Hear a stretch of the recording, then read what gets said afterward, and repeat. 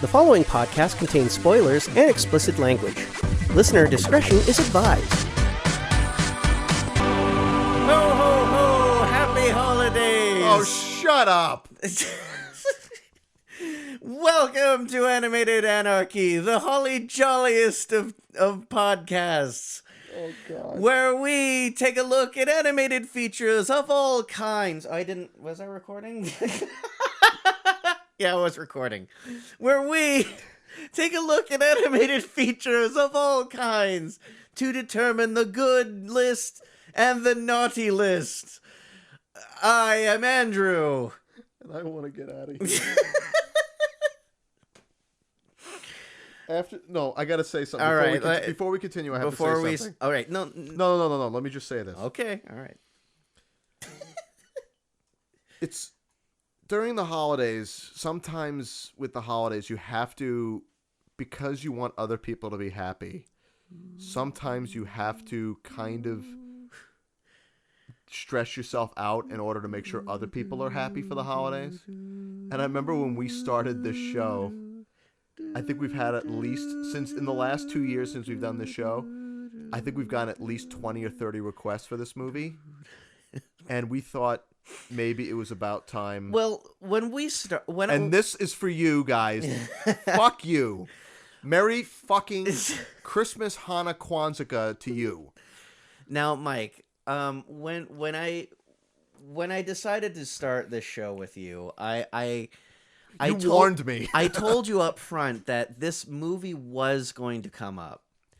Not just once, not just twice, but many times. And I almost, last year, I thought maybe we should review this. But then I thought, no, we shouldn't start our first holiday with this thing that we're about to talk about. It was literally like a cartoon where it's like, should we do this? Yeah. And then a beat, and then, nah. Yeah, it's, well, if you don't know what we're talking about already, it's, we just watched Adam Sandler's, pause for effect, 8 Crazy Nights. Adam Sandler's, as it is said, first animated feature film, and probably Warner Brothers Animation's final traditional animated movie that they've ever worked on, right? Is that outside of the direct-to-video stuff? Yeah, theatrical stuff. So I want to start off by saying this came out in 2002. It's almost 15 years old. Next year will be the 15th anniversary of this movie. I feel so old because of this movie, but yet... Yeah, because you aged terribly. Well, let's discuss for a minute experiences with Adam Sandler movies in general, because whenever the discussion comes up, it's like, Adam Sandler movies are pure garbage now. But at least I liked Happy Gilmore and what was the other one? Billy Madison. I didn't like... Wait, which one was the golf one? That's Happy Gilmore. Yeah, that's the one that I like, but I don't like Billy Madison. Yeah, because I've heard people say the other. Yeah. The opposite. But those are usually the two that people will say is like, I don't really like Adam Sandler, but I like. And someone's like, "What? No love for Mr. Deeds?" What about Jack and Jill? Oh my God, that's what I should have done. I should have brought up the list from Red Letter Media about what it takes to make an Adam Sandler film. It's not too late. No, I guess, is there a list online? I'll check it on. But Mike, okay, tell me what your experience with this movie was in your lifetime. Unlike you, go ahead, tell him. Andrew told me this right near the end of the movie when we were watching it, regrettably. And he said he saw this in theaters, and I was like, "Oh, Andrew, no!" As if there was something that could be done about it. It's like you wanted to get a time machine just to go back and tell me, "No, don't do it." Yeah. But I saw this movie on DVD, and because I didn't see it in theaters, because I saw the animation and it looked great, and I'm like, I don't know, and I went in it with the expression of like, I liked Happy Gilmore, and it's animated. What? And I remember being mesmerized by the animation, but then being like, oh. And even then when the movie came out, that was 15 years ago, so I would have been about almost 50. I was about 14 when this movie, or 13 or 14. Yeah. So this is aimed for like my age, but at least I had I guess my barometer for movies was still like, I know what I don't like. I was 19 when this movie came out, and apparently that was the age for this, I guess. No, it's for 14. I mean, obviously. Was it for 14? No, was it? I mean, it was meant for kids, but obviously this it's not meant for kids. Well, no. I mean, Adam Sandler meant this to be for kids. And unfortunately, Adam Sandler does not comprehend what it takes to be a human being for other human beings. This isn't like, and the thing is, I almost don't want to say that he made. Did he say that he made this for kids? Because I think he made it for his audience. Probably. But he made it, and he wanted to lampoon a Christmas movie. And the thing about this movie is that it's sort of like, people bring up the same kind of argument when people say, like, why did a show like King of the Hill or Daria need to be animated? And in the case of King of the Hill and Daria, part of the charm is that it's animated, and that's just how it feels. This movie really did not need to be animated, but no. I think the thing is that it definitely shows because of how characters are animated in this. And the thing is, the thing that tore this up the most was just that, like, I will say, the animation in this movie is absolutely phenomenal. It's so good. It's good. It's so, like, it's amazing. It's like watching. It's literally, the crew from this movie are people taken from Osmosis Jones and Iron Giant, which was the movie that Warner Brothers did before this movie. Yeah. Because Warner Brothers Animation supervised and produced the animation for this movie. Yeah. So it was people who came off Iron Giant. Yeah. And then they went on, and even a lot of the characters, like even the boy in the movie, the boy character, looks like Hogarth. It looks like looks like Hogarth. Mm-hmm. And it's like, it's this beautiful, every shot has effects in it. And they're good, solid 2D animated effects. And there's great layout, great background, color. Everything is so beautiful. And it's all wasted. It's wasted. It's all wasted. That's the thing. Like, I mean, like... Yeah, we were watching this, and like every shot, we were pointing out how well the animation was in certain parts. That was the only thing that kept us on board. Like, I asked to stop. It kept on... I asked, can we just stop and just acknowledge that this movie exists and just move on and just lie and tell them that we watched the whole movie? Because the animation's so good, but it almost hurt. Yeah.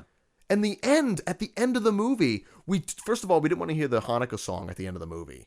So we muted it, and watching the credits roll and seeing the number of studios that animated on this movie and all the names, like famous animators and designers were on this movie. It was almost like watching a death list. It was like watching like the in memoriam scroll at the Oscars. We were just sort of like, we almost, I said because I think we were about to shut it off, and I said, no, we got to respect the people who obviously work so hard, and that's the thing that's the most admirable about this movie. Yeah, we kept on looking at things where it was just like an animator had to do this. Yeah, and it's like, I almost feel like it was forced. You know, like there were things in it where it was like, I felt like, I don't know if they really felt the passion to do this, but they still said, I have to animate because I am an animator, and I'm going to make this as good as I fucking can because I want to make this right. You know, I have a very similar personal experience like that. I worked on a show called Trip Tank, and I had to do a sequence called, and I'm so sorry that I'm saying this, it was called Pocket Pussy. It was about a guy who falls in love with his fleshlight. It was played by Justin Long, and he falls in love with his fleshlight who comes to life. Yep. And I did almost all the animation of that fleshlight, and I had to animate lip sync on a vagina. And this is something that I'm not proud of. No. But at the time, I thought I could half-ass it because I don't believe in this, and I'm against everything that this stands for. Yeah. But one, it's my job, and two, I'm not going to be any better as an animator or as an artist by half-assing something. If I'm going to do something, even if it's something that goes against everything that I stand for or believe in, I will do the best that I can. So I did the best damn lip sync and facial animation and everything on that fleshlight. And in a way, I'm proud of myself for going above and beyond what I was given. I like how I felt this tinge of doubt in when you said proud. Proud, like as if I was forcing it up my throat. But I will say though, I feel like the people on this movie. I bet there was there was people who are like, this is funny that I'm animating this. I never thought I ever would animate deer shitting. It's like people when they say, it's like, my God, my college years, the things that I've done in my college years, I regret. But I did it and then I moved on from it and I'm a better person now. It's something like that. But I can't, I think is I can't put words in the mouth of the people who worked on this movie. I can't either, but I can only imagine. All I could say is I commend the fact is, like, even in the background, they're animating. The attention to detail in this movie is so incredible, but also wasted because, like, people had to animate crowd shots. People were animating people skating on the ice, right? And people like background, the shit that doesn't care. It makes the world seem more lived in and more real. And to know that amount of effort and dedication and quality went into this movie. And my big problem with this movie is that when the visual is really strong. The written verbal humor takes away from it. Like they have to, it's like popping a balloon, right? A beautiful balloon. And then when there's a really poignant moment, they have to throw in a visual gag that just completely lets the air out again. So it's this one thing where you can have one thing, but you can't have the other. Yeah. There's very few moments in this movie where I'm like, if they just maybe try, if they just let this play. Don't have the narrator tell you exactly what's on screen. Oh God, and that happens. Don't have and it's Rob Schneider, of course. Yeah, don't have someone do something stupid physically while there's supposed to be a poignant moment. If there's a moment where a character's supposed to be feeling a certain way, don't immediately have. There's a fear of that though. With the, of course, with Adam Sandler movies in general, I think there's a fear of being sentimental about something. The punch up on this movie must have been.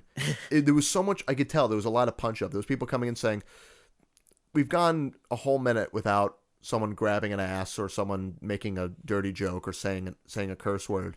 So we need to see the three-boobed lady again. We need to throw her in again. Let's have her breastfeed 3 babies even though she didn't have babies literally 30 seconds before. That's hilarious, isn't it? It's funny, right? Right. Disabilities are hilarious. But I think I know we're gonna have to. I feel like I don't want to talk about. I guess we're gonna have to talk about the plot. Talk about the plot. Oh God. Well, I do want to discuss though is ever since The Iron Giant, and that's my favorite movie of all time.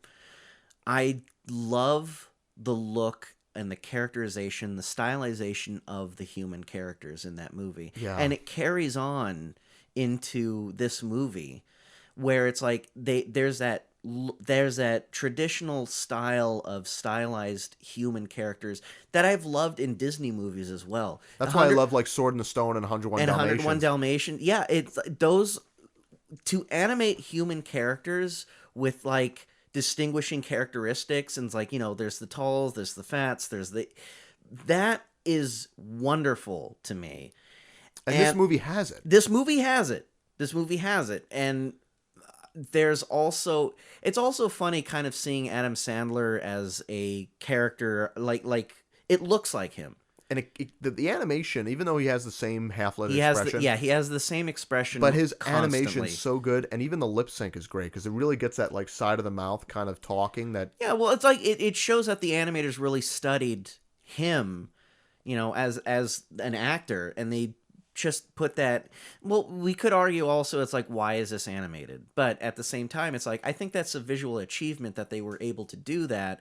Still, there are moments where it's just like they could move the face in every direction during a scene whatsoever. It might as well have been just a still shot with the mouth movements. And there's a lot of that, but there's a lot of where it's just like it just looks like one drawing, just with like a lot of in-betweens making it move back and forth. A moving hold almost. Yeah. Where it's like they could have just kept it still. Yeah. But and had the mouth and it has a lot to do with the direction of this movie, where it's like you just have the character on the screen talking, and all they're really doing is like moving their hands around, putting their weight on one foot over the other. Switch. It's like I feel like they're trying desperately to make these characters emote, and they're being held back somehow. Like they're working against, like, it's like if the reading of the dialogue isn't great, they'll try to make up for it in the facial acting, in the lip sync, in the physical acting, or they will try to, if something isn't working, whether it be the joke isn't funny, which that happens a lot. It happens a lot. The animator will try so, obviously it shows, so hard to be like, let me try and lift this up. Let me put this thing up and try to be the best it can. There are a lot of moments like that too, and I almost feel it's as if someone said, like, they didn't catch that, you know? This is one of the hardest movies we've ever had to watch. It is. But it makes me, I have to say, the best thing about this movie, and makes me appreciate animation all the more. And it's not even that, the animation is far from bad. It's so superior, and it's so good. A lot better, even better than it doesn't belong here. It doesn't belong here. Or, you know, like what I was saying, we'll probably touch into this, but with me, it's like I feel if it was in any other capacity, if it was like in any other sort of mood or genre, this would work. You know, it's like this. There's a fairly emotional scene in this movie where there's it's two. like, well, yeah, there's a couple of them, and it just feels like if they didn't do this, if they didn't do that, and just left it as an emotional scene, that would actually mean and have some impact. The Phil Collins effect. Yeah, it was like what? That's what I'm calling it now. Is what happens when you have instead of having a moment play out. I said yeah before I even realized what you like, said. Yeah, wait, what? Yeah. I'm going to call it the Phil Collins effect, which is Okay. where there's a moment that should be quiet and just let the audience take it in. But you have to have someone else, in this case Phil Collins, interject and throw in a song. In Phil Collins' case, it's a song. Yeah. That talks about how the character's feeling, but it actually detracts from making the emotional strength of that scene not reach its fullest, because by adding, you're taking away. Yeah. Like there's a moment in this fairly in the beginning, so I guess we'll start discussing the story. I put that in quotations. Proud story. I can't say it. I can't say it again. I said it once, but I can't say it again. All right, moving on. So we start off with Rob Schneider narrating Rob Schneider. I didn't know it was him at first because he doesn't have a distinct voice. Wait, you don't remember from Legends of the Sea? We had to watch years ago. We watched this movie called Legends of the Sea. I don't even freaking remember how he sounded in that. It's just he sounded like he was there, he was drugged, and he had to say something. So in this one, he's like narrating basically the obvious. Where throughout the movie he does. Throughout the movie he just like narrates the obvious. It's like, hey, remember? Did you see that scene? That was crazy. Anyway, so no. So we start off with them talking about Hanukkah and the holidays and the Christmas. By the way, the start of this movie does not feel like a Hanukkah movie. It feels like a Christmas movie. It might as well be a Christmas movie. You can tell it's a Christmas movie because the first shot of the movie is the sky with snow, and then you pan down to a city.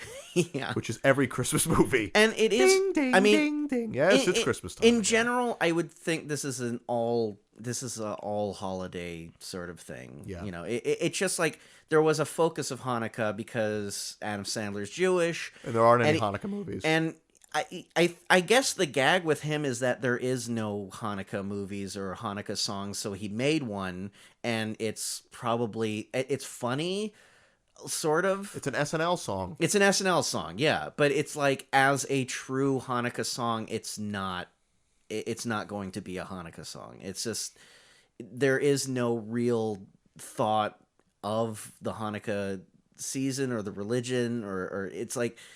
They acknowledge menorahs and dreidels and right. talk about how it's the night of Hanukkah and mixed in with Christmas and everything. And it's like there was like that joke where it's like, everyone, Merry Christmas, and there was a bunch of people cheering. It's like, and to all my Jewish friends, Happy Hanukkah. And there was one table that said like, Yay, Happy Hanukkah.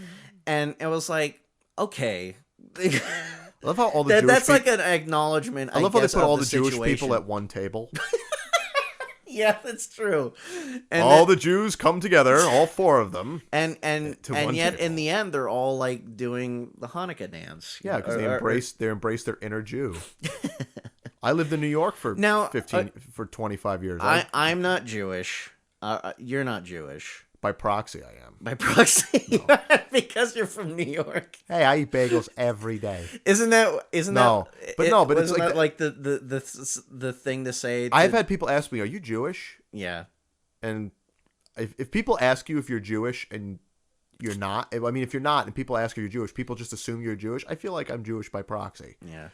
I know, some people have asked me if my mom is Jewish. Half my friends are Jewish. No, I thought you were Jewish. You thought I was Jewish? Yeah, but then I noticed the Christmas trees and I'm like, oh, I guess yeah. And the crucifix. Yeah, too. But yeah, it's like I Religion. almost feel like if they just tried a little bit, this probably could have The animation tried. Why can't everything else? This could have been like a nice holiday type movie. It kind of is, but the story just happens to take place around the holidays. Well, the thing about it is that everything else is just so. And I don't want to keep comparing it to Adam Sandler films because it's like. But it isn't an Adam Sandler film. It is. It's a Happy Madison thing. It hits all the cadences of a traditional. By the way, I found the list. We'll go through this. Do you want me to do this now? Let's do it now, and do you want to do it now? As we keep. Okay, so I found the Red Letter Media list, and this is by Jay Bauman. I couldn't find the other guy. I can't remember his name.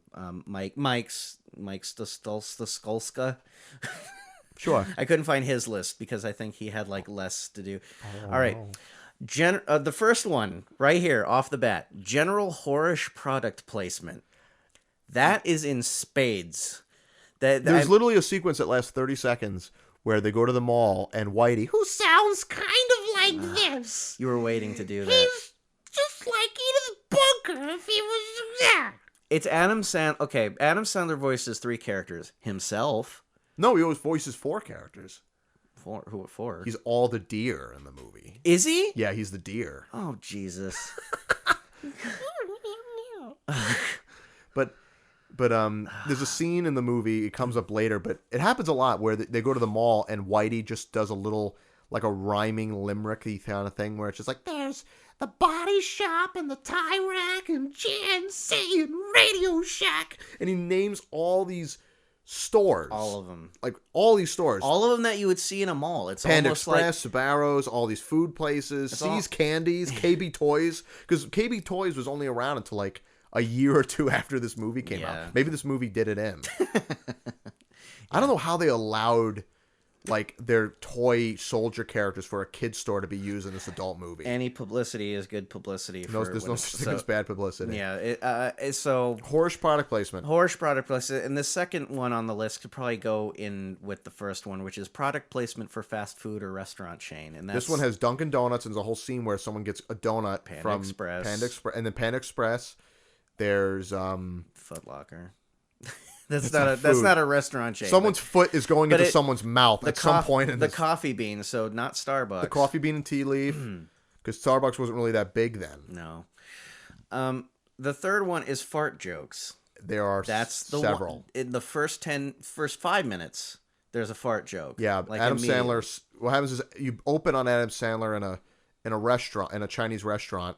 And he leaves without paying the check. And there's a Rob Schneider, of course, being the ever so sensitive type. Subtle and sensitive. Rob Schneider voices the Chinese restaurant owner. And how should I put this? Mickey Rooney level yes, Mickey Rooney level sort of Asian stereotype. I can't say it. A stereotypical voice. I think you were trying to say stereotypical and stereotypical Asian voice. And like if like the most negative sounding. Well, it's a white It's a white guy doing an Asian voicing accent. an Asian accent, and Mickey Rooney. That right now, yeah, A Rooneyism. it's a Rooneyism. Right now, right off the bat, we're sent into this dimension of why Yeah. is this? This is awful. Yeah. And I know like the whole point was to show that the main character, Adam Sandler's character named Davey, who is a 19-year-old is he 19 years old? No, he's older because he says 20 years ago this happened. Oh, okay. So he's at least in his like 30s. in his late 20s or early 30s. And he's basically just like given up on everything, and he's an asshole. And he's drunk. He's drunk. He's being caught by the police a lot, and he's running from the police. And he sings this song. He sings this song about this is Adam Sandler's "I'm So Evil" song. And here's the thing about the songs in this movie: there will be lyrics, and it'll be a song. It'd be sing-songy, and then all of a sudden, it's like they just forgot how to rhyme. Like they need something to rhyme, but they don't know what will fit. So they'll throw in like a really dirty joke or something, and or something like completely not related to the song at all. Yeah, and that would just because they need to fill up the time. They needed to fill it up, and that's like the rhyme. That it's like, okay, you want to rhyme love and dove, but what else could you rhyme with love and dove? Or they say loved her and he loved me, and then you cut to the mayor saying, "My darling wife was once a she." A he. Yes. That's a good example of it, and God. Also, the homophobia in this is kind of like, but there's a point during his song where he goes around and destroys shit, and he moons a bunch of people and then farts in his face, and of course it's a big green cloud. Yeah. Of fart.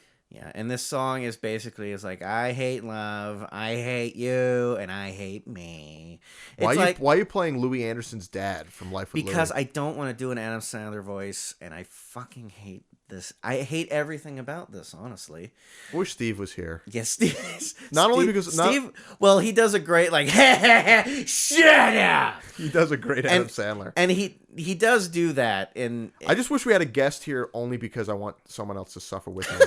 Just to know that I'm. We not should have alone. Gotten a guest. Like that would have been our Christmas present to them. It's like, hey, guess what you're doing? God! You're in a. Our other friends left to go to watching this movie. Other friends were like, hey, look at the time. They went to Japan. They're like, well, we're going as far away from you as possible. Let's go. Yeah, they all knew. They all like saw this coming. Yipe! They run. All right. So yeah. So he gets caught by the police, and then he gets to jail. All right. So anyway, there's your fart. Fourth joke. Dick/crotch related humor, not genital injury. There is people. Oh, there is a lot of like where they're putting hands down their pants, jock strap. Yeah, jock strap humor. Yeah, a lot of no like actual like kicking. There's no kick in the nut shot. If I recall, no one gets hit in the groin. No, that is like the fifth one on the list, which is genital injuries. So it's like a complete. There isn't general. There's injury or something, and then leading up to someone getting like not their genitals fondled, but they're getting like usually someone gets knocked out, and then like it happens like 2 or 3 times in the movie where the character's hand unconsciously is put down their pants. There is crotch related humor in this, so that should just be a given. I mean, genital injury doesn't really matter at this point. We should have had this. The checklist. This might as well. Yeah, this checklist basically just runs us. What we should have done was we should have had the checklist ready, went into the movie, and every time something like that happens, we put a check mark next to it, and we count how many. Yeah, we should have. That product placement would have been like off the charts. We counted 30 in that whole mall scene because they even mentioned he was holding a Game Boy Advance, and he mentions an Etch-a-Sketch, and he mentions a. I mean, of course, you see all the restaurants in the background. You see a lot of just product placement. There's Candy. The Spencer's. GNC, Victoria's Secret. Sharper Image. Yeah. So anyway, I mean, this list might as well be the movie because it's a bullet point. It's a bullet point to what is happening because in the next scene, I'll show you the list. But we're in the courtroom and we basically says like the guy, the judge was basically saying like, you've been in here so many times. I take you to reform school. You used to be the best basketball player on the team. You used to be such a good boy, but now you're such. It's like, What judge would say that? Honestly, like it's other than exposition in a movie. He used to be the best player on the youth league basketball team. I don't know what to do for you, and I'm going to throw you 10 years Why in is jail. Bernie Sanders the judge? That's what he sounds He like. kind of sounds like. I guess he does sound like Bernie Sanders. And then all of a sudden we hear in The top 1%.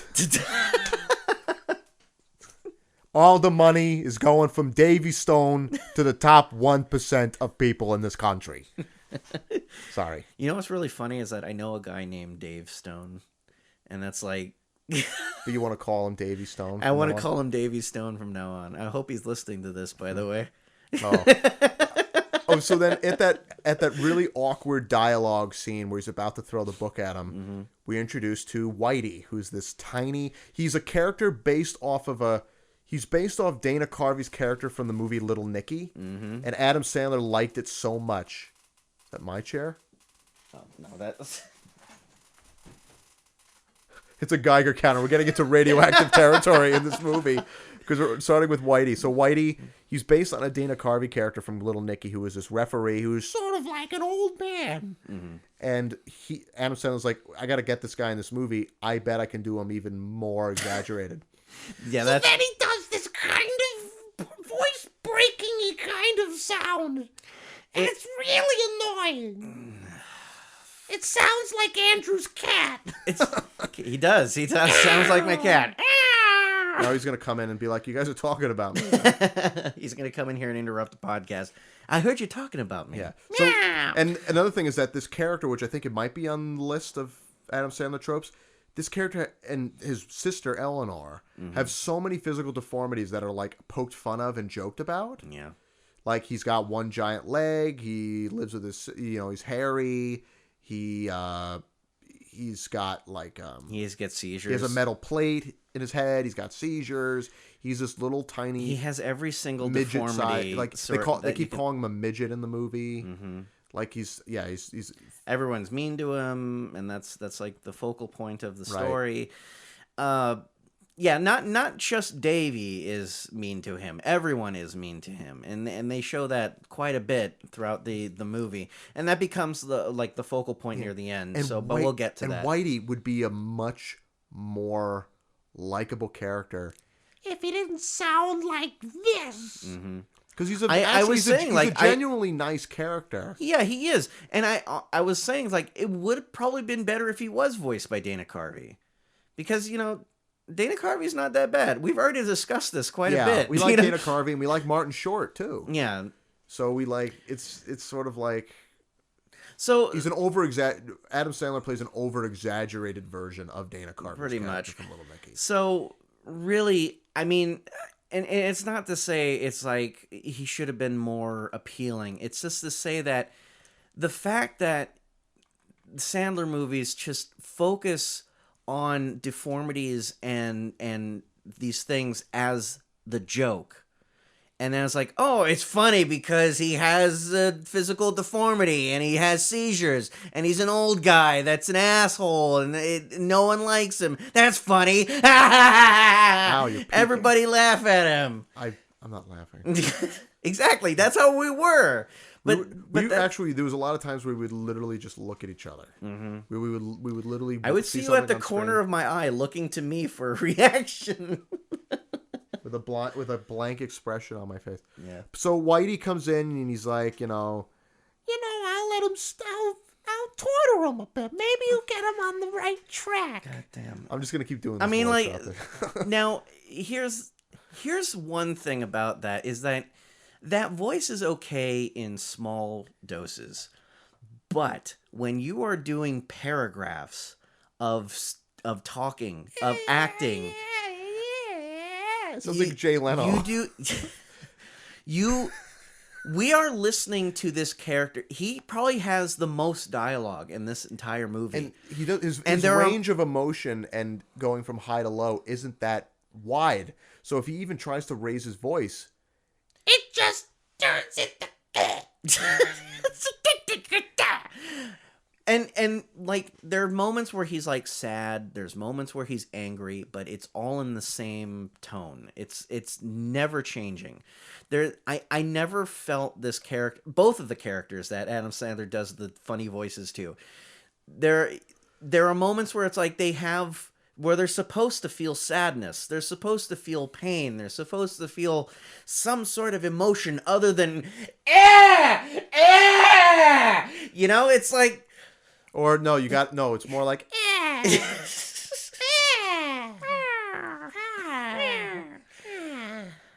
If you've stopped listening to this podcast by now, I will. You know not how blame we you. felt watching this movie. I will not blame you for 1 second.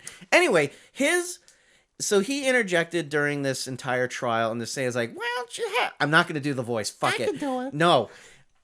Let me do it.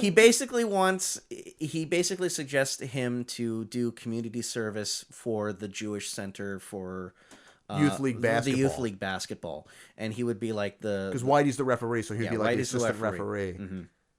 And it's like, Hilarious. all right, yeah, that's fine. And then he just shows off his assholeness during the entire basketball game, where he's making fun of a fat kid and saying you should have a bra, and that joke is then later on in Victoria's Secret, where the kid is trying on a bra, and then the woman says like, "Aren't you a boy?"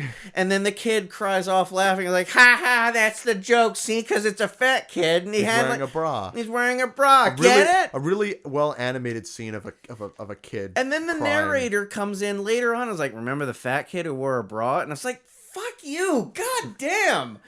There's one joke that we did laugh at though. Which one was that? I can't scene. Remember. There's a scene where Adam Sandler, Davy Stone comes up and he's wearing these big boots, and Whitey says, You can't wear them hot sole shoes on my court. "Fine, I'll wear them. I won't have them." So he kicks one shoe off and it breaks. Like another one flies and hits one of the like the score takers. Yeah, and hits the back of his head and knocks him out. he's laying there. And this happens a lot in this movie. Something will happen, and the background characters will just look and do nothing. Like they will. And like even when people get insulted, there's never a moment where they're like really aghast. They're just sort of like grumpy and like disturbed. Yeah, they're just and then they just walk off. So in the case I'm of not a main character. This guy gets slammed in the back of the head with a boot. He's out cold. Then they just go on with the game, and then you see him in the background just laying over to the table, and even his co score taker. That's not the focal point of the whole scene. It's just like we see it and we notice that you were like saying, "Oh, the guy is still like laying over the table," and it was like, "Oh, God, that's actually pretty funny." That was funny. But it's funny because someone else is in pain, right, and is hurt and dead.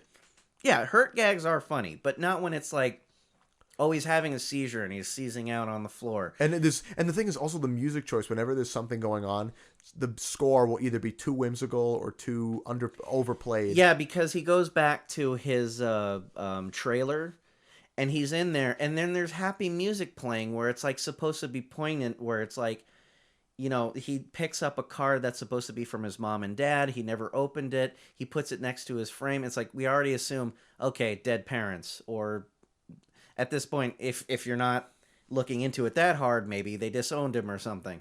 But there's that moment where it's like, it's dark, he's in the trailer, he's sad, you're supposed to feel for him, and here's this happy little jingly music playing that just totally wipes away all of the There's always something in this movie stepping on the toes of something that would be genuinely. This is a nice it's either scene. a joke or the music or a sound effect or something. It's just like something is ruining something. If that wasn't there, this would be poignant. There's always someone stepping on the toes or something stepping on the toes of something else when it's trying to be earnest. It's like you're at a funeral and all of a sudden a clown walks in and he's trying to like cheer people up. He's or a like... ventriloquist takes the person out of the coffin and puts on a show.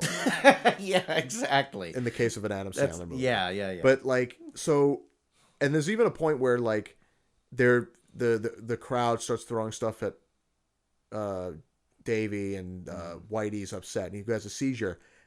Very well animated seizure. But it's like but looking at that, I'm just like, this isn't funny. It's like the idea. See, it's like a bunch of frat boys saying, it's like, he seized out. He's like seizuring all over, like going, ugh. And then when you see it, it's just like, okay, you're making fun of an old man who has seizures. That's not funny, and that's not a joke. It's like watching Trump. Pretty much. It's like he's making jokes about stuff that, or putting stuff in a light that's not funny or right. There's also ways to go about offensive jokes that can be funny, but it's like the whole point of it is that it is offensive that is funny. No, I don't know what they're, I don't know, but the thing is like, I don't think it's mean-spirited. I just think it's like Adam Sandler thinks like, well, or his writers or whoever it is, I don't want to like put the blame on just him. It just, he seems to be like the go-to punching bag when it comes to this. I'm sure there's like a league of people that work under look at the him. number of writers and people. Yeah, exactly. But it's like that idea of this person is different from me, therefore that's funny. That doesn't really work in any day and age, honestly. So seeing that, and it's like, oh, he has one foot that's bigger than the other. But when you're, that's like, and they're making it a point to point at that and say like, that's weird. Ugh. Everybody was a teenager at one point, and not all teenagers are alike. But this movie is feels like it was made for people between 13 and 17, right, and 18. Like there's an age where you're really judgmental. And when you're in that, when you're in that age, you're not really thinking like sensitively, as you get older, you think that will go away, and there's a lot of people who still act like teenagers even today when they're 25, 30 years old. Yep. So it's for them, and it's like that to that group from that kind of audience. And that's not the kind of people that you want to hang out with, honestly. Those are the people that you hang out for a while, and then you realize, God, I could be around much better people than this. And then you leave. But so Whitey keeps giving him a chance, and at one point he gets stranded in the snow, and and then there's this whole thing about deer where Whitey talks to deer. Well, they make a point in saying that Whitey does things. He doesn't really have a paying job, so he goes around doing favors for people for like a little dollar. bit of money. Like that's the only time I thought the narrator's interjection made sense, where it's like, because he's really into Christmas and he loves the holidays, so he decorates his house overboard to the point that and he even says like, if you have so many lights in your house, your electric bill skyrockets. So to make a little extra money, because he doesn't make a lot of money he doesn't really make money doing youth league basketball refereeing, he goes around and does odd jobs for everybody, and he's earnest and he tries really hard to make sure that everybody, and people are treating him like dirt. It's like, that's the whole point. It's like, which leads to the most disgusting scene in the whole freaking movie. And we were gonna get to this at some point. So and it's so, Davey comes out of one of the porta potties after throwing up all night, and Whitey's cleaning him out, and then he shoves him in one, pushes it over, has him flying, and this is like the 3D effect. This is the 3D effect of the movie, where the porta potty just slides down, hits a tree, and then Whitey climbs out with shit all over him, and it's in full detail. And the thing is, it's so well animated. The effects artists are so good, but the thing is, the fact that it's so well, the fact that the craftsmanship of them drawing shit of different consistencies, and it doesn't stop there. The scene continues on where Davey takes a water hose and sprays him to the point where he freezes in place. By all means, this man should have been dead by now, but it's a cartoon. And I mean, even if this was a live action Adam Sandler movie, that would be like, why is this guy not dead? But then he seeks the help of his dear friends that come in and lick the ice off of him. They smile and show the shit in their teeth. And then the narrator has to say like, ooh, that was disgusting, wasn't it? Fuck this movie. And that was the point where we were like, can we yeah, we were. I mean, I would not be surprised how many people would walk out of the theater. I probably walked out of the theater when this thing happened. But you don't remember it because you I don't remember. You tuned that day out of your life. I tuned it out. The only movie that I ever remember walking out of was Freddy Got Fingered, and I was like, that was the lowest point that I could ever hit before saying I'm out. And I don't even remember if I walked out of this, but I mean, I can't fathom. I'm fairly certain that people walked out at that moment right there, and I would not blame them. I wanted to walk out of your house. I mean, the thing is, like, I did want to stop. I even said that, like, in my mind, I was going to ask you, but I felt like it wasn't right. If we could just stop what we were watching and just do something else, like watch and another pretend thing. we saw it. Like, and talk yesterday about it. was the 50th. Yesterday was the 50th anniversary of Chuck Jones's How the Grinch Stole Christmas. Yeah, We could have talked about that. We could have talked. And I said I would be fine with stopping this and not continuing. Anyway, I mean, we watched Pebble and the Penguin like a couple weeks ago, and it's bad. But this one was almost, even though the animation is so good, and that's the thing that helped us get through this, was that the animation's really good. The animation's really good. Yeah, like Hey, you have to keep telling yourself the animation is really good. It'll make up for it. It makes up for it. And you're like, right. and so, but I think I don't even want to talk about the story anymore, man. I mean, this is me coming to an ultimatum. Well, like, I'm so tired. Well, I want to get to the actual bullet points of the story, because it's like, all right, so Davy's an asshole, and then they keep coming back to this woman who apparently has a kid, and they keep reminiscing about the fact in the past when he was a teenager, he was really good at basketball, he was a really nice guy, and then his parents were killed, and that's why he's an asshole. He just closed out from society altogether. So this woman, it's like, also, wait, we should find out who this woman was voiced by, because her delivery is she's not an actress. She's not really in there. Yes, you were right. It was his wife, Jackie Sandler. Yeah. Jennifer, right? That it was Jackie Sandler. So, of course, we also should note that a ton of Sandler's last names were in this movie. I think his parents played his parents in the movie. Yeah, it was. So what it was is that, you know, there's a moment where he kind of redeems himself when he's in the basketball game. He's teaching her son. He's teaching her son at the youth center, and they're like, there's two other guys, two assholes, who are supposed to be bigger assholes than Adam, because then that's supposed to be how it works. You know, it's like, if Adam Sandler is an asshole in his movie, there has to be a villain who's a bigger asshole. To the point where he's like Bluto from Popeye. That yes. He's unrealistically a bully. Right. So it's like that basically justifies his acting assholish to the bigger assholes. So they're playing a basketball game. It's like, you have to eat that guy's jockstrap if I win. And then he plays with Whitey for a while, but then he gets knocked out, so he's out of it, and he brings the kid in, and they start to bond. And then the mom sees him, and it's just like, I guess he's using bad language, because, like, show him what I taught you. Tell him they're a biatch. And then the kid calls him a biatch, and it's like, there's a lot of cursing in this movie, too, by the way. Which, I guess, it's a PG-13 movie, so. Yeah. And that's... Which makes it, like... Which is strange, because when people were talking about, like... Sausage Party's rated R. I guess it's when they say adult animated film. Yeah. People forget that this movie exists, but since it's PG-13, I guess it's not considered an adult animated film. It's considered a kids movie. It was nominated for the Kids' Choice Awards, for God's sake. Which I am surprised. When you told me that, I was like, what? What? What? Against what? Proud.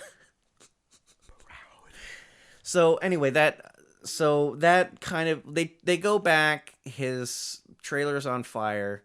That means he has to live with Whitey now. And the thing is, like, the guy. Oh yeah, the guy lost the basketball game, and he has to eat this guy's jockstrap. Yeah. And then you see later they sing a song that's one of those songs where it would be a good song if they didn't keep cutting away to random crap to make it a funny song. Yeah, we should also mention that there are a lot of songs in this, making it technically a musical, but it's, like I said before, the songs in this are just like, it's about what they're talking about, and then all of a sudden there's like a non sequitur. That Failed just Mary Poppins songs. Like there's one called Technical Foul. That's the one you keep songing it. I keep your brain cell count is dropping. Merry Christmas. Footlocker. Yeah, but like they sound like rejected Mary Poppins songs, and they're not very good. There's like the catchy little whistly kind of tunes. Well, because he has to live with Whitey now. Yeah, and Whitey has a sister who is Eleanor. basically Jack and Jill. But it's like, her name is Eleanor, and she's supposed to be as eccentric as Whitey in that she has one foot that's bigger than the other. She wears wigs. She's bald. She's like crazy, and it's out of touch with the world. Out of touch with the world. That's the thing that gets to me. It's the fact that there's so many characters in these movies that are out of touch with reality, and that I mean, I'm sure there's people like this somewhere, but it's like, don't make him the butt of your joke, all right? It's like, just come up with better characteristics. You can have an eccentric character that does not have to be like this the psychotic, like, deformed person that just is your joke, your personal joke against humanity. Yeah. And you would only see in movies, you know? It's like, or in at least in these Adam Sandler movies. But it's like, and then she has this voice where it's like,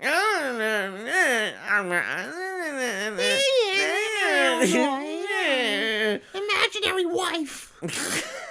But another thing too, when Adam Sandler's character's trailer gets caught on fire, it's lit on fire by that bully that he beat at the game. Yeah.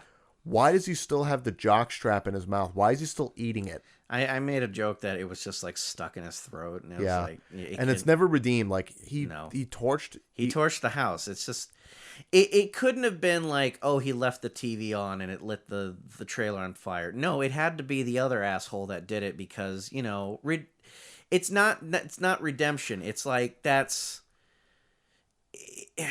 I don't know what kind of point they weren't making a point. What am I thinking? Let's just move on from this. Yeah, his fucking trailer's burnt to a crisp. So he lives with Eleanor and Whitey, and like almost in a minute, and after the song, they get along just fine. It's like, and then he starts being courteous and helping out. He's still kind of a cynical, snarky guy, but at least he's more. Yeah, and there's moments where it's like they're at the skate park where it's like everyone's skating on the ice. And he's doing things where he's like saying thank you, and he's paying for things, and he's putting like, we also need to point out Whitey doesn't. His dream is that he wins this all-star patch at this banquet that happens on Christmas Eve. It's basically the town's like person of the year's award, pretty much sort of thing. And he's been trying to win it for the last 35 years, and this is the year he's retiring, or he's not he won't be eligible for the patch anymore. I don't know why this year. I forget why this particular year was more important. I guess it was because he was retiring. I have no as a referee or something. It was just a means to make Whitey have a goal. Yeah, his goal was that he felt like with all the work he did, either reffing youth league or helping out. So basically, Adam deserves the voted prize. for him, right? And then so they're together, and everything seems to be going fine. And then I think Whitey is like talking to Eleanor about his past. They somehow start telling the story about the miracle game, and it's a game where when Adam Sandler's character was a kid, they were playing a game, and it was like a miracle win of the game. But then his parents don't show up because they died in a car accident on the way to the game. They slipped on some black ice. A truck slipped on some black ice, ran into oncoming traffic, and it's like, hearing that is like, it's a poignant scene, but you have that voice just saying like, I don't know, having that voice describe any major disaster in history would not make the thing any more poignant. And I go back to my point, in any other capacity, that would mean something. But it's fucked up by this squeaky voiced thing that Adam voiced that he thought was funny. And it's just, the truck ran into the whatever emotion that this was supposed to give. So it slipped on black ice. So he gets went into all that they had left was that exposition. note, and they give the note to Davey. Yeah, and he doesn't. He never open it. opened it. And then he becomes an asshole like that night. Yes, he becomes a jerk that night, and like he's been through a bunch of foster homes, and he just like is an asshole for the rest of the life. It leads up to the points of this movie, and then Whitey's telling the story, and he keeps telling him, "Don't stop telling the story," and he just keeps going, and he's like, "Well, that's none of your business." Yeah, and then he starts getting angry, and he starts blowing up, and he tells Whitey that he's pretty much no one knows he exists, and he's a piece of shit. And he leaves, and then he goes on a drunken tirade. And then later on, while everyone's getting ready to go to the banquet, that night, Adam Sandler's character gets drunk and goes to the mall. And here's the scene. And then there's a song, and then it's a song where all the logos, and it's well animated, you know. And the thing that surprised me was I feel like when you say it's well animated, that is like your reasoning to like it's like your tolerance has run empty. Yeah. And then as soon as you say like, but it's well animated, it's like you get that tiny bit of fuel that keeps you going. Right. You know, it's like you're sputtering, and then all of a sudden it's like, but it's good animation. And then you're like, okay, I still have a little bit more to go. I can go 2 more miles. One if I can. Yeah. So it's pretty much the mental equivalent of trying to play Crazy Taxi. I don't know what that analogy means. But yeah, but he goes and it's all these logos, and it's like and whoever had to animate that Foot Locker logo. Mm-hmm. It's like a flat face, but it can kind of move around a little bit. And so you have all these logos, and like Tyra Banks plays the Victoria's Secret dress, and she has like maybe 2 lines of dialogue. You were so shocked about I was that like, when you what? saw She that didn't in the have credits. she really wasn't in anything before that, was she? I don't think so. It was like one of her first major roles or something. So, in the late 90s, early 2000s. But so he's in a drunken he's hallucinating, and all these logos strap him to a sharper image chair voiced by Tom Kenny, and they sing an intervention song. Yeah. Telling him that he should cry and let it out. Yeah, and here is the biggest moment to me where I feel like I want to see this in another movie, just not this one. It's a great concept where it's like the reason why he's a jerk is because he let all of his emotions in the bottle. He just drunk himself angry, and he never gave himself the chance to just cry about something, you know, to actually feel a sad emotion, to vent, because he finally opened up the letter from his parents, which is a very heartfelt message to him that he never saw, and that was like the last sentiment from his parents. And it's like, that's an emotional thing. And it's right down the crapper. It's like... Well, yeah, because even in the song, because I think it would be, if it didn't have the jokey jokes in it, it would have been a solid intervention song. And then, like, there's one point where they're telling him, like, let it out. And then you just see because I guess the GNC bottle of pills has a thing for the Victoria's Secret dress. So you see, like, a really well-meaning song. And then you hear him just go, now check out her bizarres. And, like... Or her, you know, or whatever. It's stuff that has nothing to do with the song itself. Yeah. So, and that happens a lot in this movie. All the time, every song, everything, every scene, every joke. Yeah. He has an emotional moment when he finally reads the card. He escapes police and he gets on a bus to. He wants to leave. To leave town. To skip town.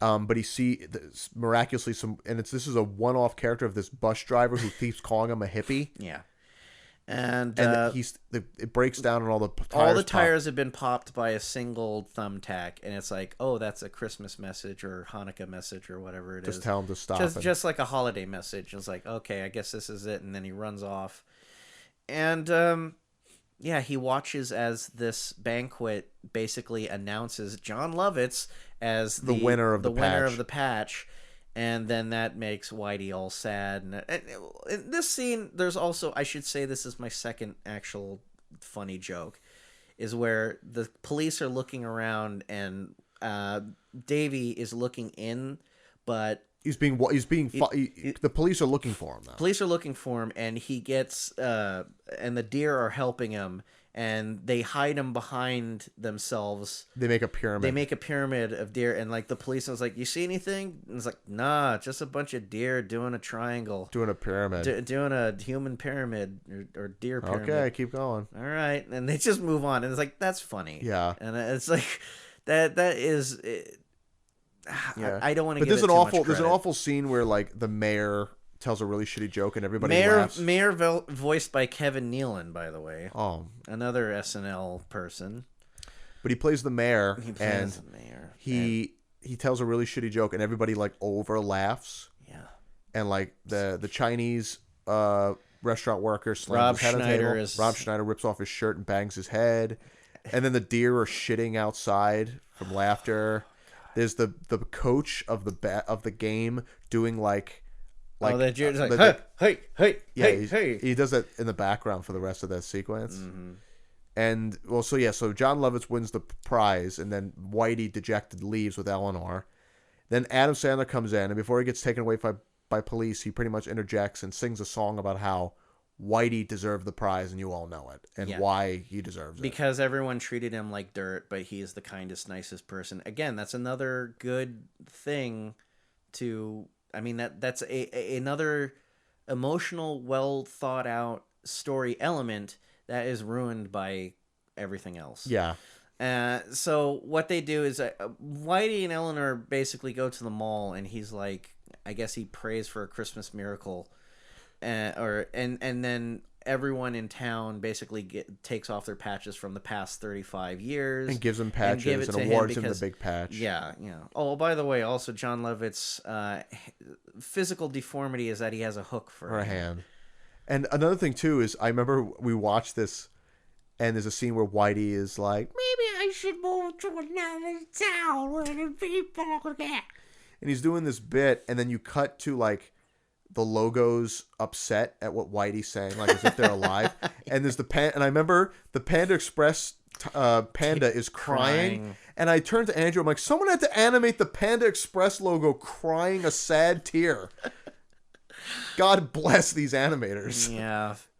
God, those troopers. But that's essentially Adam Sandler's character comes in and apologizes, and everyone redeems him, and he and the girl get together, and everyone's having a good time. Happy. The three bosom lady has a one-off joke, and there's jokes about her breasts, and she wears like 3 patches, and the joke is that she had 3 patches on each boob, and she tears it off to throw at Whitey. There were so many jokes with her near the end of that entire movie. It was just like, no, why are we continuing this gag? Yeah. It's like they couldn't think of anything else, and it's like, oh, what have we used recently? Oh, that 3 boob lady. Let's put her in. Yeah, let's have her for the second to last shot in the movie. Just cut to her breastfeeding 3 babies, even though only 10 seconds before you saw her not having 3 babies. But the movie ends with Whitey having a seizure, another well animated but a happy seizure. A happy seizure. This is the happy seizure of my life. Yeah. I want that picture of Adam Sandler doing the flipping Whitey off, and just send that off publicly as like, this is how I feel about this movie. That's how I feel about all you guys for requesting us to do this movie too. And that's 8 Crazy Nights. It's it felt like 8 Crazy Nights. It felt like 8 crazy hours. 8. Yeah. Oh my God. I didn't finish off the list, by the way. Oh, so please, let's please. continue this. Okay. So someone falling down. That several times. Cameos by Sandler's failed SNL friends. Several by Rob Schneider. Several.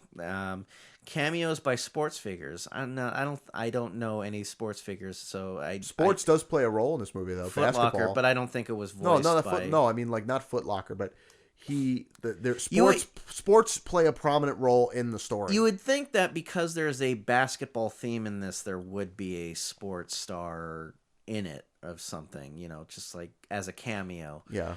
There might be, and we don't know because we don't know much about the cast other than cameos by non-SNL celebrities, non-sports figures. Were there any? Tyra Banks.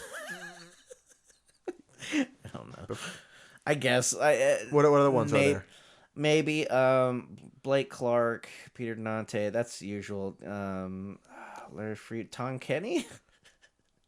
Tom Kenny was just a voice actor at that time. Yeah, Norm Crosby.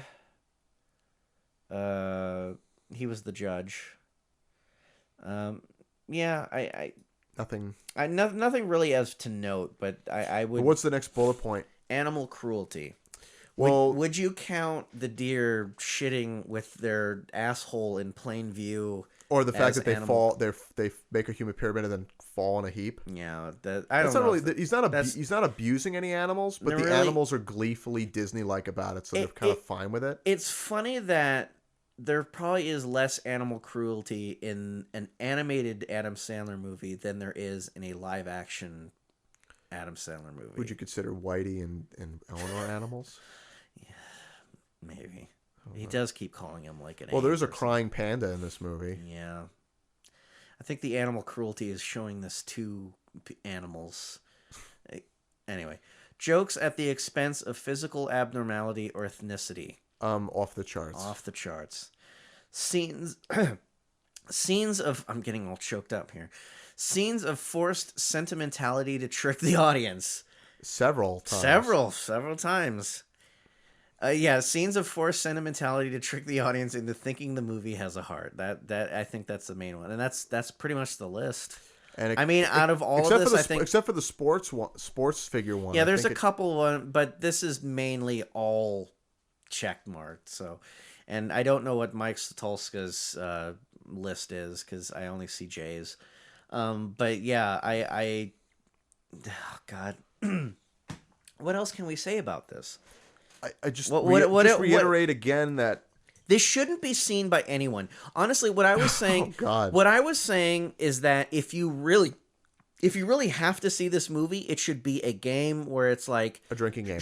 No, not a drinking game. You'll die. You know how like on those, like on those YouTube videos, how they say like, if you can last 50 minutes or 30 minutes or 20 minutes or something. It's like it should be one of those games. It's like if you can last 30 minutes into this movie, then I don't know what kind of gift you would be given, but it's like the gift of patience. The gift of tolerance, honestly. It's everything about this movie. It just reminded me how much I hate it. It reminds me of how much like people who worked on Iron Giant. Oh man, that is so painful. This came out 2 years after the Iron Giant, right? And it's like, I love Osmosis Jones. I love the animation in that. I like half of the story in that. Iron Giant is one of the greatest movie achievements that I have ever seen in my entire life. Quest for Camelot is a joke, but now it falls on the face of 8 Crazy Nights, and I have nothing but What was contempt. the budget of this movie? You know what? Let me check that out. I just can't. I honestly can't. I can't give the animators any more credit. To their craft, because it's like I really appreciate all the things that they have done for us in trying to make this as tolerable as possible. They should have won a humanitarian award.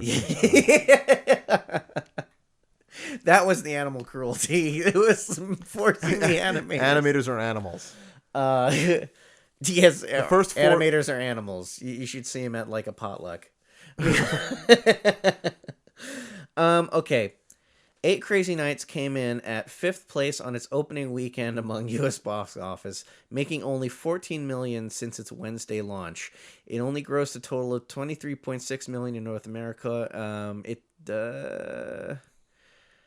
don't know. It really doesn't say what the budget was. Go to the top right. Top right. Are you on Wikipedia? Yes, I am. But the budget was $34 million. So it didn't. And it made $23.8 million back domestically or in total. I think that was in total because only foreign box office. Because these type of movies don't really cater to people on the other side. Oh, here's the thing: at $23.6 million in North America, and the foreign box office gave it like a 0.2 more million. Because none of those movies really work outside of America. Not really. Not even in like Canada or Mexico. Yeah. Well. Jeez. I am. I guess it's kind of good. You know what's really funny is that before we watched this, you read to me a fairly detailed and well-written review of smashing Sing into a fine, crispy paste. I mean, when the first sentence is, before I talk about Sing, let me talk about Satan. That's the first sentence of that review. And I thought that was a really... I mean, I haven't seen the movie yet. And yeah, the movie hasn't been out yet, but it's... Oh, God. I will go see it just because I see every animated movie that comes out and gives it a chance. But we read that and laughed. Then we sat down and as if... Holy shit. What? All right. You remember when I said this was nominated for a Kids' Choice Awards? It won? It won for Best Voice in an Animated Movie of 2003. Who did it lose to? I don't... It was now... What came out in 2002? I don't know. Shrek 2? No, that would have been later.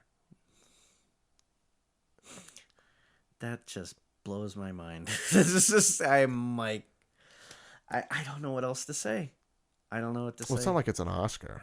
A Kids' Choice Award. No. Anybody can get a Kids' Choice Award these days. I have a Kids' Choice Award. Have you ever held one? Are they what? Are they like made of plastic or something? No, they're really nice, but... Because they have them at DreamWorks, and I went and visited, and I like they had them on a desk, and what you do is they're like kaleidoscopes. You look inside, and it'll tell you the nominate, like what the award is for, like almost like a kaleidoscope where you look inside the viewfinder. It's filled with water, like a kaleidoscope. You know, I like how this review has just kind of trickled out into. This isn't a review. This is us just pouring our emotions out. We're like trying to find little trinkets here and there to kind of prolong this now, but I really feel we need to end this. Yeah. We need to end this. I mean, the thing is, And I have to try and be positive about even something that isn't. Well, great. we've already been positive enough about the animation. It's just that this movie is so goddamn awful that I just feel it really doesn't need any more recognition than the fact that don't watch this. Don't watch it. If you're curious, you'll watch it anyway, but you'll regret it. You'll regret it like 10 minutes in. It is not a classic. It is not a classic. It's not a Christmas classic by any stretch. It doesn't deserve. Why did we watch this? Because of the holidays. Yes, and also it was inevitable, and I figured might as well just get it out. Get it out of the way. So and so many people have asked us to watch this anyway. You're welcome. Yes, you're welcome. This is for you. Merry those people. Christmas and a happy Hanukkah to all of you. It's like I feel like that one person in The Simpsons where the sunshine on my shoulders makes me happy. Oh, so man. yeah, that's our review of 8 Crazy Nights. I hope you enjoyed our review. I hope you enjoyed that, you 8 crazy people who might enjoy this. You know, I hope you all have a happy holiday. I want to hit you just every time you do this. I hope you enjoyed our animated Anarchy episode. I'm gonna run down our anyway. Happy P.O. holiday. Box 4 in there. If you want to look us up, I'm on Twitter at AWDTwit. Mike, you are at a guy who draws. We are also on Patreon if you want to give us a couple bucks just to help us out and watch crappy, because we need the money to pay our therapy bills. Yeah, after watching it. So you can go to patreon.com/AWD. That's my Patreon, where you basically help support. It's a tip jar to help support all my side projects and everything like that. Also, please give us favorable reviews. 5-star reviews would be nice. Give us the gift of a 5-star review on iTunes and Stitcher. That would be very nice, and it would help us out greatly. Please also tell other people about our show if you know that they like animation and talking about animated movies or just talking about movies. It would be nice if you told them about us, and it would be helpful to us. We also have a P.O. box, which I should have talked about this earlier, but in my P.O. box the other day, I got a Nendoroid, which is a sort of like a chibi version of like a characters. Japanese action figure. It's a Japanese action figure that is like a miniature version of characters, and I got Elsa from Frozen. And I don't know who it is yet. I have yet heard anyone stand up and say like I gave you that, but it's really cute. The Olaf in it is really weird. Yeah, though. but it's such a nice. It is adorable, especially for Christmas time. It's such a nice thing. And yeah, so whoever that was, thank you so much. If it was someone who listens to the show, I don't even know. But we have a P.O. box. You can deliver it to us on Animated Anarchy, P.O. Box 10852, Burbank, California 91510. We also have a Facebook page. It's /Animated Anarchy Cast, and that's where we usually update and everything, and you can discuss movies, and don't give us any more suggestions about 8 Crazy Nights. We've done it. We're done with that. It's a good thing this thing didn't go to TV series. I heard that they if the movie did well, it might have gone to TV series. The Further Adventures of Whitey. God, I'm done. Anyway, yeah, thank you so much. Happy holidays, everyone. Merry Christmas, Happy Hanukkah, Kwanzaa. I hope you get everything that's coming to you. I'm really glad that you were able to. I mean, it's been a trying year, but do your best to stick with it, and hopefully we'll get a good new next year will be better. Next year will be. I like how your face is just like, next year will be better. Oh, God. We're going to have to go through 2017. Anyway, on a happy note, Merry Christmas, everyone. Happy holidays. Yeah, take care, everybody. Yes, I'm Andrew. And I'm Mike. And we will see you next time on Animated. See you, bye.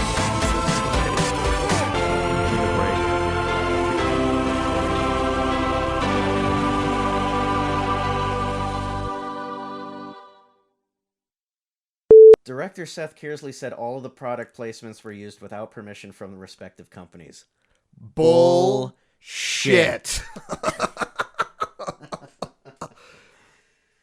Oh, God. 30 product placements in 30 seconds. Yeah. Fuck this movie. Okay, first PG-13 rated film to receive a Kids' Choice Awards nomination. For the Nickelodeon Kids' Choice Awards? What the fuck? What parent let their kids watch, and then because it was animated, maybe?